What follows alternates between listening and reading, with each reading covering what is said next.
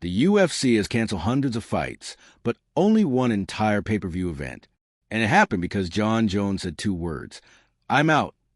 What followed was Dana White's most furious rant ever, and a turning point in UFC history. UFC 151 was scheduled to take place on September 1st, 2012, in Las Vegas, with Jon Jones set to defend his UFC light heavyweight title against MMA legend and former Pride champion Dan Henderson in the main event. While the rest of the card wasn't particularly strong, the headliner gave the event legitimacy.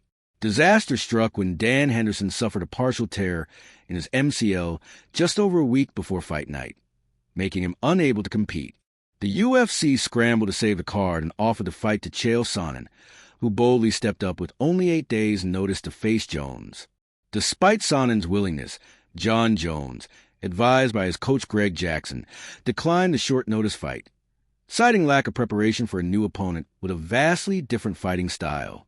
This decision led to unprecedented consequences. For the first time in its history, the UFC had to cancel an entire pay-per-view event, something President Dana White said he never thought in a million years would happen. The fallout was massive.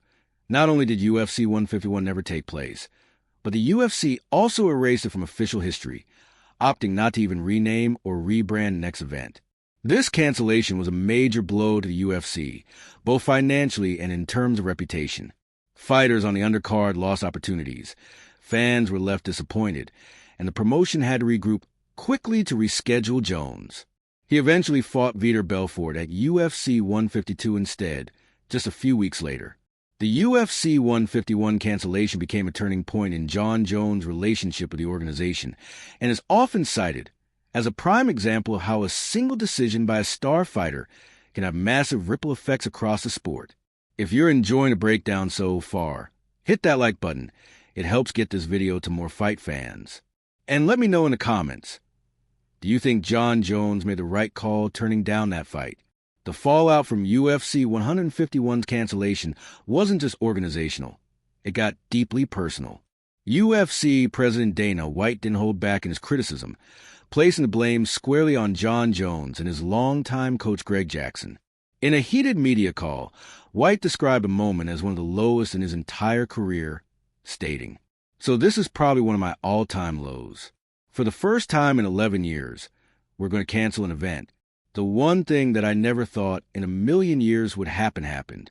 Jon Jones said, "I'm not fighting Chael Sonnen on 8 days' notice." White was furious, and he didn't stop at calling out Jones. He also targeted Jackson, calling him a sport killer for advising Jones to turn down the fight. According to White, this decision didn't just hurt the UFC's bottom line. It damaged the reputation of the sport and harmed the perception of its biggest star. Dana made it clear that this would have lasting effects on Jones' public image.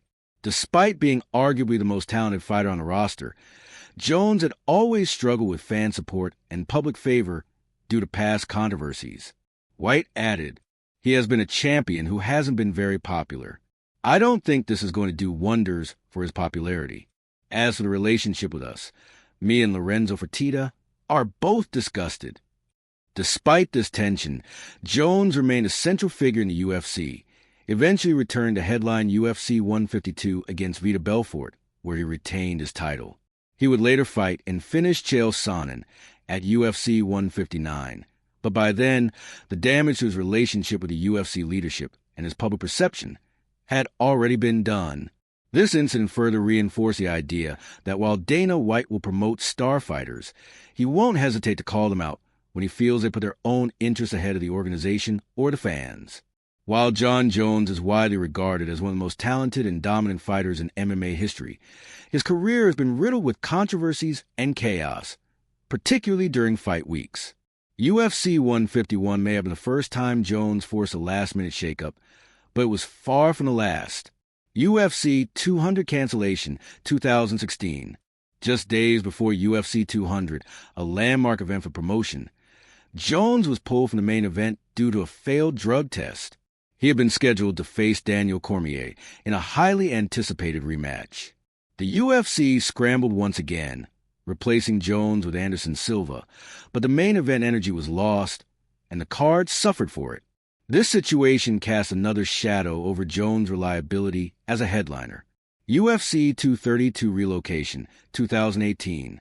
In another bizarre twist, UFC 232 was moved on just 6 days' notice from Las Vegas to Los Angeles after a trace amount of banned substance was found in Jones' system. The Nevada State Athletic Commission wouldn't clear him, but the California Commission would. This led the UFC to relocate the entire event, inconveniencing fighters, fans, and staff, all to keep Jon Jones on the card. While the UFC defended the move, many saw it as a promotion bending over backward for its controversial star, a history of unpredictability.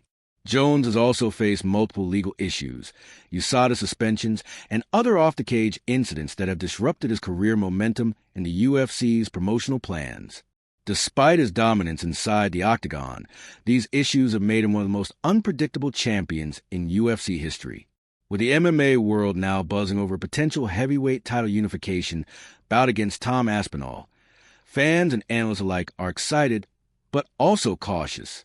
If history has taught us anything, it's that nothing is guaranteed with Jon Jones, especially during fight week. Jon Jones might be the GOAT, but his path has been anything but smooth. If you want more deep dives into MMA's wildest moments, make sure to subscribe to MMA Thread and turn on notifications so you don't miss the next crazy chapter in fight history.